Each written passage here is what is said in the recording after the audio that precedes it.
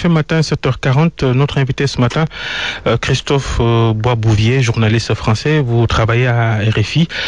Beaucoup de sujets à aborder avec vous. Bonjour. Bonjour Babacar.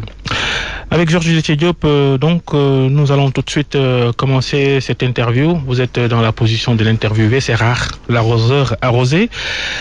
Vous êtes là à Dakar avec certains de vos collègues parce qu'aujourd'hui, c'est la commémoration des 4 ans de l'assassinat de Ghislaine Dupont et de Claude Verlon, des reporters de RFI dans le Nord Mali. Ils étaient vos collègues, ils étaient vos potes.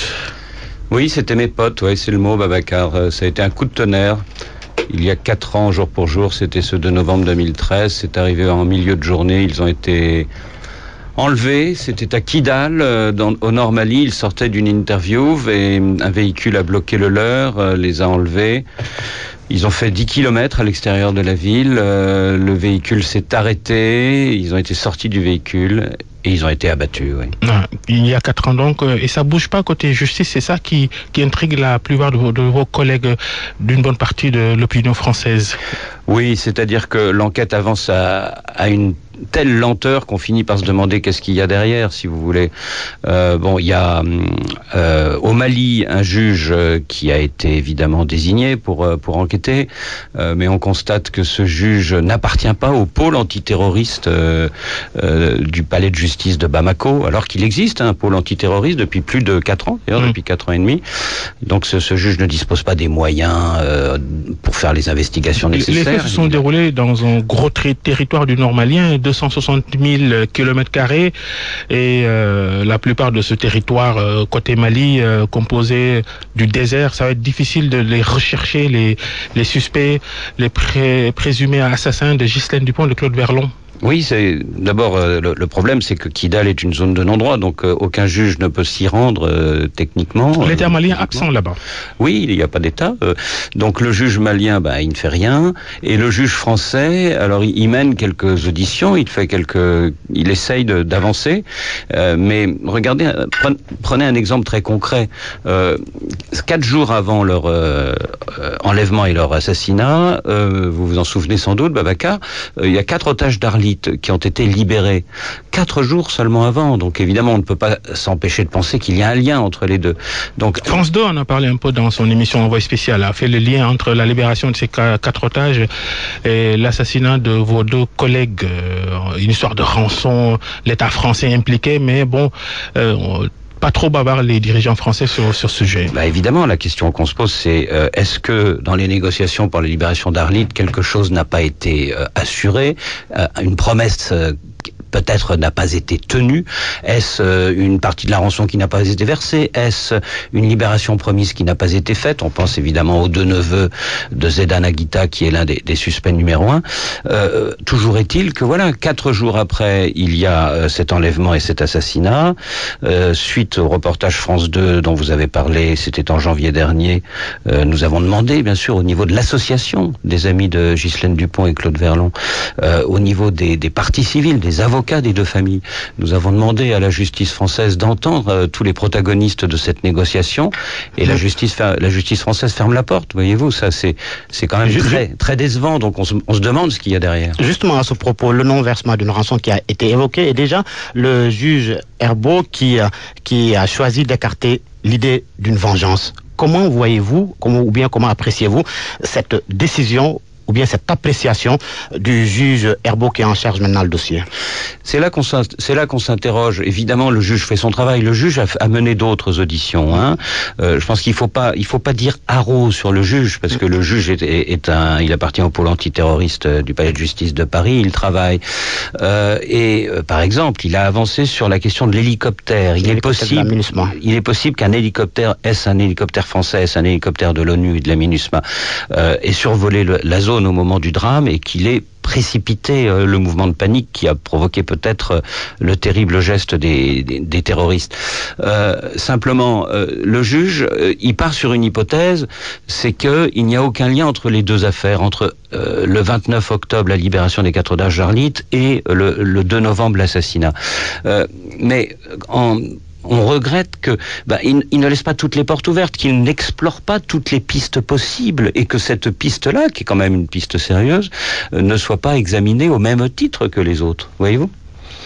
Alors, une nouvelle déclassification de documents a eu lieu au printemps, mais de nombreux passages ont été masqués en vertu du secret défense. Est-ce que la France joue réellement son jeu, le jeu ? Alors ça, c'est une vraie question. La déclassification, vous savez, c'est un chemin de croix, c'est-à-dire que, mais pas seulement dans cette affaire, une affaire que vous tous, Sénégalais, vous connaissez bien, c'est l'affaire de Tiaroy de décembre 1944, mais l'affaire de Thomas Sankara, l'affaire Borel, l'affaire Boaké, toutes ces affaires, l'affaire Ben Barka, dans toutes ces affaires où il y a l'État français qui est mis en cause parce que au niveau de l'armée, au niveau des services secrets, il y a des choses que la France sait, eh bien à chaque fois les familles butent sur ce fameux secret défense. Il y a à chaque fois une commission consultative du secret de la défense nationale qui est composée de hauts fonctionnaires, de députés et de sénateurs qui examine, qui fait un filtre, mais c'est pas satisfaisant.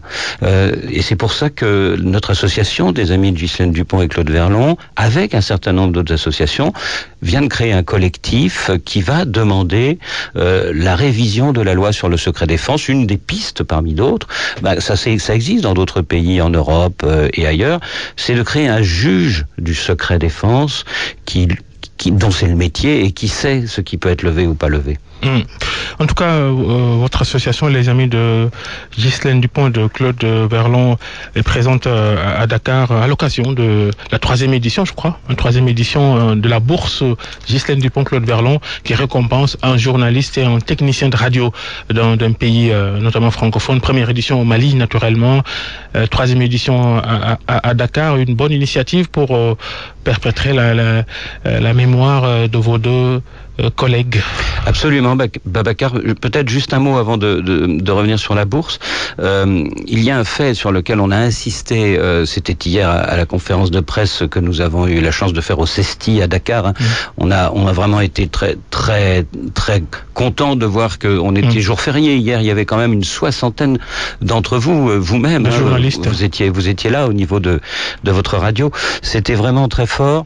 Il y avait du monde et on a insisté sur un fait, c'est que il y a toujours des suspects au niveau des commanditaires et des exécutants du drame du 2 novembre 2013. Il y a toujours des suspects qui sont vivants, qui n'ont pas tous été tués par des faits de guerre ou par des opérations antiterroristes de l'armée française. Et ces suspects, tout laisse penser qu'ils sont réfugiés de l'autre côté de la frontière. En Algérie. Algérienne, absolument. Ils sont probablement en Algérie. Un certain nombre d'éléments nous le laissent penser. Un certain nombre de témoignages nous le laissent penser. Et malheureusement, il faut le dire quand même, ils sont protégés à l'heure actuelle. C'est-à-dire... Mais justement, à ce propos, il n'y a pas de mandat d'arrêt émis par la France. Jusque-là. Ça pose pas problème ? Si, ça pose problème. Alors, sur le plan technique, on nous répond, pour l'instant, il n'y a pas de mandat d'arrêt formel parce que l'identification formelle des suspects n'a pas été faite. On commence à s'interroger, ça fait 4 ans. Un certain nombre de suspects sont connus. Le véhicule, par exemple, dans lequel ils ont été enlevés et qui a été retrouvé à côté de leur corps parce qu'il y avait une panne mécanique qui l'empêchait d'avancer très vite. Ce véhicule-là, il appartient à l'un des suspects qui était connu, dont le propriétaire est très connu. Voilà, tout ça nous fait penser que vraiment la célérité n'est pas là, la volonté n'est pas. Donc si il y a identification, après il y a mandat d'arrêt, mais mandat d'arrêt ou pas, Georges, je pense que la question c'est aussi en traite judiciaire. Est-ce que avec la justice de Bamako et la justice de Paris, la justice d'Alger va accepter de collaborer pour que les gens qui sont actuellement protégés dans le Grand Sud algérien par probablement les services secrets algériens répondent de leurs actes? Alors donc l'Algérie aussi doit fournir des explications peut-être dans cette affaire. La bourse, on y est. Donnez-nous le nom des vainqueurs. Non, je sais que on attend ce soir. On entend tous ce soir. Une bonne initiative. Vous appréciez, vous, association des amis de Ghislaine Dupont de Claude Verlon? C'est important. C'est important parce que c'est la nouvelle génération. Vous savez, c'est les moins de 35 ans qui peuvent être candidats pour un lauréat technicien en mémoire de Claude Verlon et un ou une, bien sûr, et un ou une lauréate journaliste en mémoire de Ghislaine Dupont. C'est important. Pourquoi? Parce que c'est la jeunesse. Donc ce sont, il y a eu la première année c'était à Bamako, la deuxième à Antananarive, la troisième à Cotonou, et donc la quatrième. Et cette année, voilà, c'est la quatrième à Dakar. Et je peux vous dire que les lauréats des années précédentes, d'abord ils sont venus à Paris, à RFI, à l'INA, l'Institut National d'Audiovisuel, à Sciences Po Paris, etc. Ils ont pu croiser leurs expériences avec celles d'autres confrères, d'autres collègues de Paris. Et puis après, quand ils repartent dans leur pays, à Madagascar, au Bénin et demain au Sénégal, ils portent cette mémoire.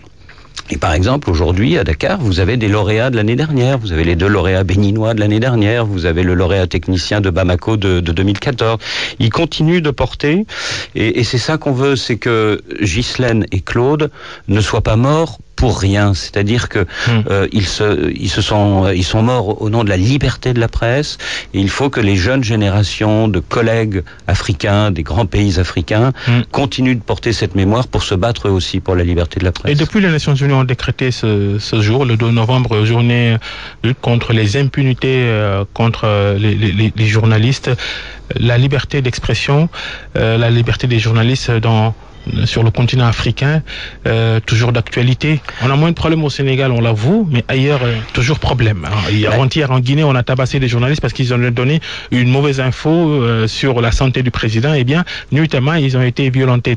Un gros problème en Afrique. Mais plus que jamais, parce que vous regardez ce qui s'est passé à Malte le mois dernier. C'est-à-dire qu'une grande journaliste blogueuse a été assassinée alors qu'elle travaillait sur la mafia à Malte, qui est un pays membre de l'Union européenne.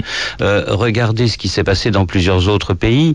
On estime qu'à l'heure actuelle, sur 100 assassinats de journalistes, seulement 7 sont élucidés. Ce qui veut dire que 93% des assassins de journalistes dans le monde vivent en totale impunité. C'est ça le vrai combat. Et je pense que, par exemple, l'initiative d'Emmanuel Macron, c'était à l'Assemblée Générale de l'ONU, il y a juste un mois, de demander à l'ONU de désigner un monsieur anti-assassinat de journalistes. C'est très important. Je pense qu'il faut vraiment que on mette fin à cette impunité pour qui augmente. Il faut dire les choses. Il y a 20 ans, il y a 20 ans, on peut le dire. Quand vous alliez sur un théâtre de guerre en véhicule, en poule avec vos collègues journalistes et que vous mettiez presse sur le véhicule, ça vous protégeait. Vous faisiez. Aujourd'hui, il faut se cacher. Aujourd'hui, c'est au contraire, ça vous expose. Ça fait de vous une cible. Mais est-ce que la liberté de la presse en France, par exemple, doit être cette même liberté d'expression dans les autres pays, dans les autres contrées? Ne doit-on pas tenir compte, justement, des réalités des zones, genre liberté de presse tropicalisée? Non, moi je pense que la liberté... Regardez un sujet très simple, mais très concret, la protection de nos sources. Il est très important pour nous, journalistes, de pouvoir aller voir des hauts fonctionnaires, des hommes politiques, des hommes d'affaires, etc., qui vont nous donner des informations en échange de la protection de leur anonymat. Je vous promets, chère madame, si vous me donnez cette information, de ne pas délivrer votre identité, de rester... C'est une relation de confiance que vous avez avec vos sources. Ça marche à Dakar comme à Paris. Mais si demain, un policier vient vous interroger, vous convoque au commissariat, ça marche à Paris comme à Dakar, je peux vous le dire, et vous dit, cher monsieur, je vous demande vos sources. Non, je ne vous donnerai pas mes sources. Très bien, je vous mets en garde à vue, je vous mets sous mandat de dépôt. C'est arrivé en France, il y a une loi pour la protection des sources, mais il y a des trous dans la raquette, il y a des trous dans la loi, il y a des dérogations qui permettent quand même quelquefois à un juge de vous mettre sous mandat de dépôt. Ça, ce problème très concret, ça marche aussi bien, c'est pas tropicalisé, ça marche aussi bien en Afrique qu'en France. Et pour ce qui est de la justice, toujours, on va très vite en question-réponse. Il nous reste un moins de 4 minutes. Je rappelle notre invité ce matin, c'est Christophe Boisbouvier, journaliste à Radio France Internationale. Vous êtes là dans le cadre des 4 ans de l'assassinat de Ghislaine Dupont et de Claude Verlon, vos collègues assassinés dans le nord Mali à Kidal Alors, question-réponse rapidement. On parlait tout à l'heure dans le journal de l'affaire Lamine Diack qui, depuis 2 ans, retenu en France, passeport retiré, il ne peut pas bouger dans l'affaire de présumée corruption à l'IAAF qu'il a dirigé. Votre regard sur l'affaire Lamine Diack? Sur l'affaire Lamine Diack, c'est trop technique. Je peux pas en parler en tant que tel. Ce que je sais, c'est que il faut pas toujours dire haro sur les juges. C'est pour ça que je reste quand même très prudent sur ce que fait, par exemple, le juge Herbeau dans l'affaire qui nous concerne directement. Et je pense que la justice, il faut respecter le travail de la justice aussi bien dans l'affaire de Ghislaine et Claude que dans l'affaire Lamine Diack. Donc, a priori, je ne tire pas sur les juges qui travaillent sur cette affaire. Ce que je regarde, par exemple, au Burkina Faso, il y a 20 ans, l'un des nôtres, Norbert Zongo, a été assassiné. Et on pensait qu'on arriverait. Sa veuve pensait, à part sa veuve, beaucoup pensaient qu'on n'y arriverait jamais. Et sa veuve s'est battue. Et aujourd'hui, on est peut-être sur le point de savoir pourquoi et qui l'a tué. Regardez l'un des suspects, François Compaoré, le frère. Il a été remis en liberté après son interpellation à l'aéroport de Paris. Certes, mais il est quand même retenu sur le territoire français et obligé éventuellement de se soumettre à une procédure d'extradition. C'est vous dire que je respecte la justice et je pense qu'avec de la ténacité et de la patience, du temps long, la justice peut faire son œuvre. Et la comparaison avec les affaires Platini, Jérôme Valquin, on dit impliqué, peut-être même déjà condamné pour des faits de corruption, de malversation à la FIFA, ils sont libres et le Sénégalais Lamine Diack, lui, est toujours empêché de se déplacer. Oui, mais c'est pareil. Comparer l'affaire Platini FIFA et l'affaire Lamine Diack Fédération internationale de l'athlétisme, déjà, on est dans deux mondes différents. Mais vous avez raison. Moi, franchement, si Michel Platini est coupable d'enrichissement personnel, alors là, il faut que la justice soit d'une sévérité d'autant plus grande que plus que Lamine Diack. Certes, Lamine Diack a été un grand athlète, mais Platini, ça a été une star planétaire. Et ça, c'est pour l'image de la jeunesse d'aujourd'hui, ce serait catastrophique s'il n'était pas sévèrement sanctionné si jamais il a commis ce que vous dites. Justice à double vitesse, donc. Ah non, je pense pas que pour l'instant il y ait une justice à double vitesse, parce que je pense quand même... Ce qui est permis à Platini et refusé à... non, Platini, sa carrière est brisée quand même. Sa carrière est brisée, c'est déjà quand même... Au niveau de la FIFA, oui. Il visait très très haut. N'oubliez pas qu'il visait la présidence de la FIFA et que Blatter a parlé et que voilà, il est tombé. Donc il y a quand même déjà eu une sanction, certes pas judiciaire, mais une sanction politique, si j'ose dire. Le Sénégal, pouvoir opposition, l'affaire Khalifa Sall, rapidement, quelques secondes. Alors, Khalifa Sall, ses partisans estiment c'est pour des raisons politiques qu'il est emprisonné depuis le mois de mars. Le pouvoir dit non, il y a malversation à la mairie de Dakar. Votre regard, vous avez fait beaucoup d'interviews sur le sujet d'ailleurs. Oui, comme journaliste de RFI, j'ai donné la parole à la fois aux défenseurs de Khalifa Sall et puis aux représentants de l'État. Moi, ce que je retiens, si vous voulez, évidemment, en tant que journaliste de RFI et membre de l'association, je ne vais pas prendre position ce matin sur votre antenne sur cette affaire, mais ce que je retiens quand même, si vous voulez, Babacar, vu de ma petite planète parisienne, c'est que le Sénégal est une terre de justice, c'est-à-dire que c'est à Dakar que Hissène Habré a été jugé, c'est souvent au Sénégal qu'un certain nombre de mes confrères d'Afrique de l'Ouest viennent se réfugier, je pense évidemment aux confrères gambiens. Alors évidemment, tout n'est pas rose, tout n'est pas parfait. Il y a par exemple Seydi Gassama le rappelait hier au nom d'Amnesty International à la conférence de presse de notre association au CESTI. Il y a par exemple des journalistes qui peuvent être inquiétés parce que les journalistes de l'Observateur ont enquêté par exemple sur combien de soldats sénégalais seraient susceptibles de partir au Yémen. Donc il racontait que justement suite à ça il y a eu interrogatoire, garde à vue. Donc tout n'est pas rose, mais quand même le Sénégal est une terre de liberté comme il n'y en a pas beaucoup d'autres en Afrique, et je crois que c'est vraiment très important pour vous de vous battre pour que ça continue. Merci Christophe Boisbouvier, merci Georges Diop. Je rappelle, ce soir on connaîtra les lauréats de la bourse Ghislaine Dupont-Claude Berlon. Les noms des gagnants seront révélés dans une cérémonie à Dakar d'ailleurs. Merci, bonne journée.